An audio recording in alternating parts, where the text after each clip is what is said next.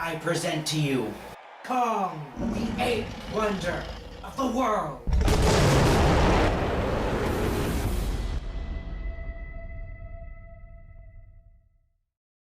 Hey guys, what's up? It's BigJackFilms here, and welcome to the second King Kong Q&A panel. So our King Kong remake that's been 6 years in the making is finally out on YouTube, and it's already obtained over 7,000 views. So from all of us at BigJackFilms Studios, we want to thank you all for watching and to continue watching the film. But since the film's release, we've actually had a couple more questions thrown our way, so today we figured we'd answer some of them. So without further ado, we're going to start with a few usual questions.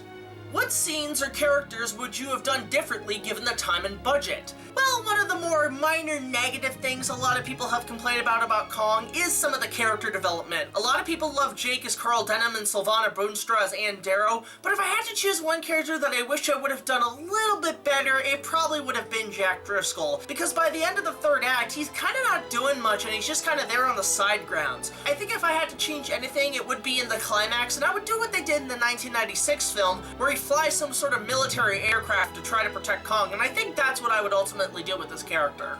If you had the chance to remake the film again, what would you do differently?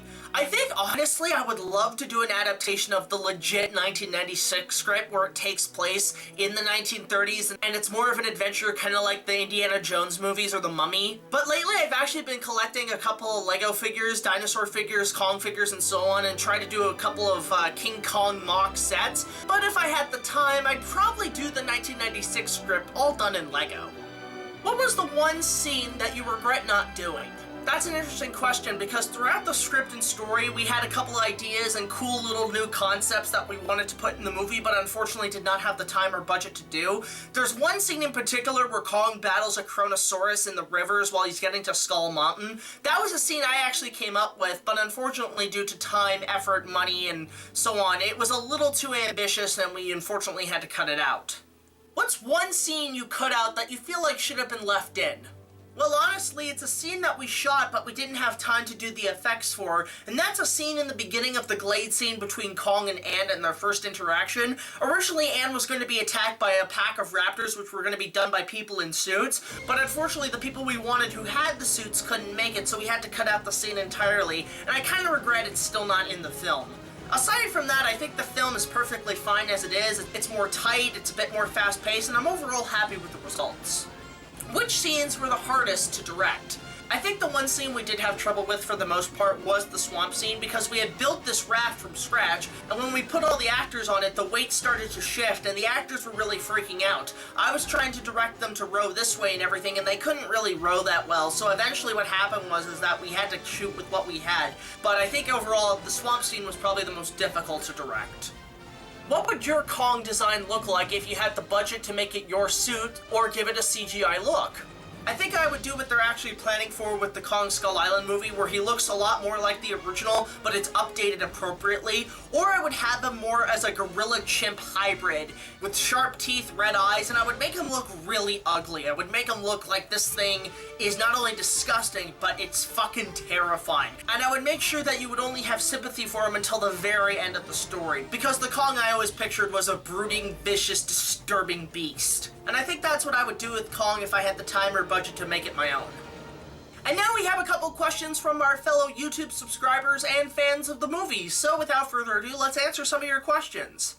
Shawn Wooten asks, is there going to be an audio commentary on the film? The answer for that is yes, I will be doing an audio commentary for the film sometime in the future, and you will definitely see it here on the BigJackFilms bonus channel.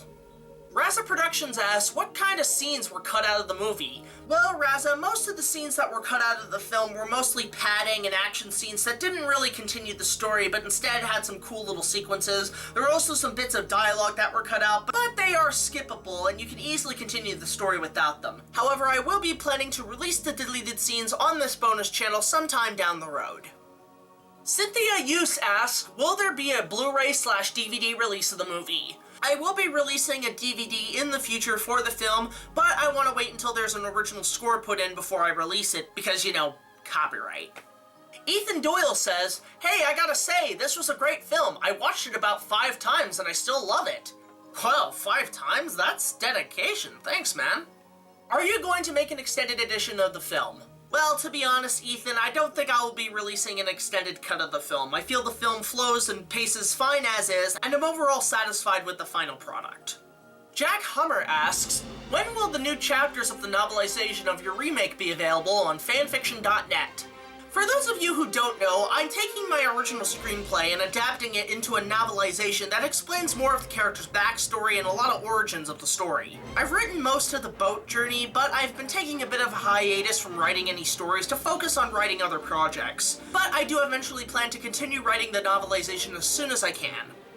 Eric Boer asks, what was used to bring Kong's roar to life? Now that is a really interesting question, Eric. In previous Kong films, they either used a lion or tiger roar at half speed, or mixed a variety of animals together to create Kong's roar. But surprisingly, one sound effect that no Kong film has ever used is an actual gorilla roar.